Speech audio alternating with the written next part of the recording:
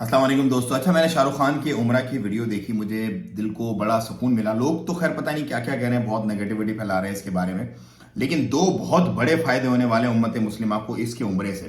क्योंकि जब कोई सेलिब्रिटी करता है ना, जिसकी करोड़ों फॉलोअर्स हों और एक बहुत बड़ी वो फेम वाली शख्सियत हो, तो उससे उस जो वो काम करता है उससे उसके जो फॉलोअर्स होते हैं ना, उस पर बहुत बड़ा इम्पैक्ट पड़ता है।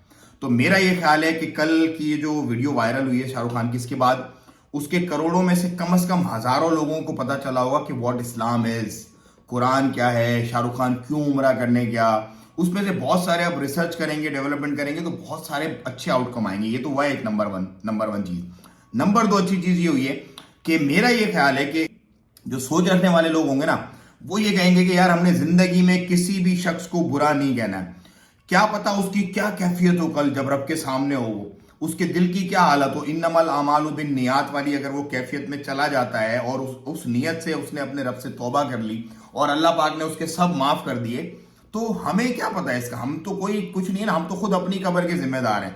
सो भाई ये मामलात हैं कि किसी को भी कोई कैसा भी हो, अगर वो कलमा पढ़ने वाला है, ला इलाहा इल्लल्लाह मुहम्मद रसूलुल्लाह पे कायम है, वो जो रसूलुल्लाह सल्लल्लाहु अलैहि वसल्लम को आखिरी नबी मानता है और जो अल्लाह के एक होने पर यकीन रखता है, finish. You are nobody to tell him that आप ये हो, आप ये हो, आप ये हो, क्योंकि खुदा कभी भी किसी का भी दिल बदल सकता है। ये तो उम्र की साथ तो एक बहुत बड़ी चीज है।